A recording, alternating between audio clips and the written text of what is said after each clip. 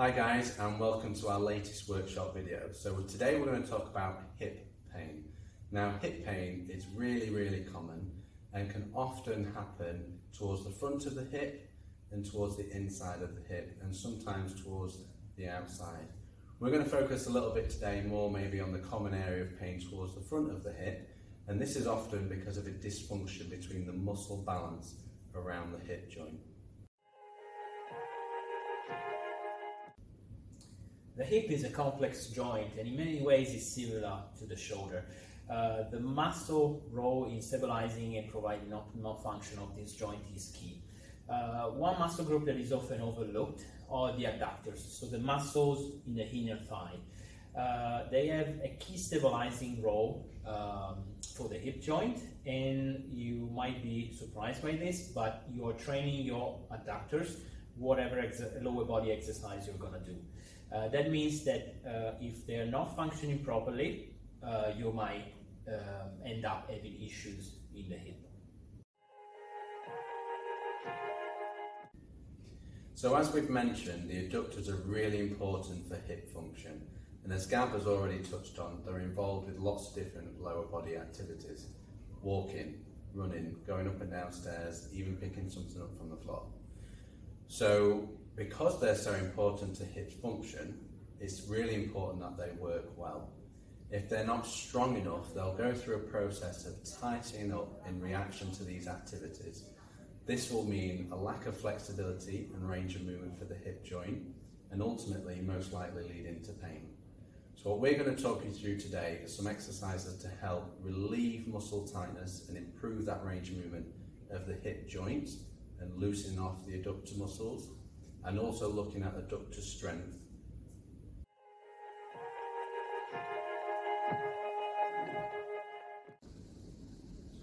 The first exercise we're going to have a look today is an adductor stretch called frog pose. As you can see, Josh is kneeling on the floor.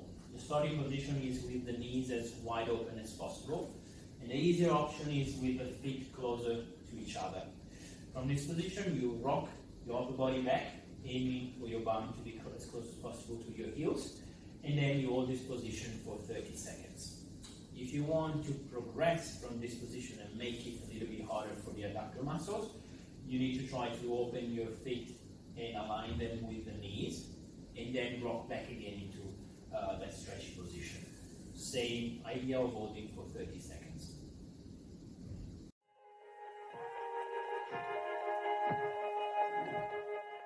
The second exercise we're going to have a look at to release the adductor muscle tightness is a foam roll exercise.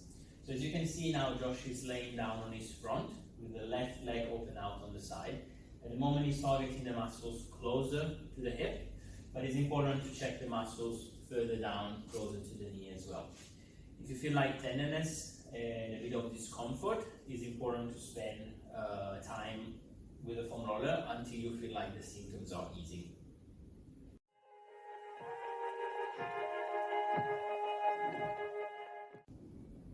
So now we're going to look at strengthening exercises for the adductor muscles of the hip. So Gab is going to demonstrate a squat with a ball squeeze at the same time. So as he's squatting, he's squeezing the ball between his knees, and as he does that, he's going to work the muscles on the inner thigh, those adductor muscles. Now the importance of this is that your adductor muscles are really key to stabilizing and controlling that movement. Often when people look at doing variations with squats, they'll commonly have a band around their knees focusing on the glutes.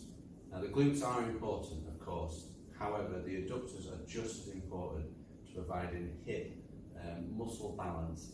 So this exercise will really help with improving your adductor strength and activation during a squat.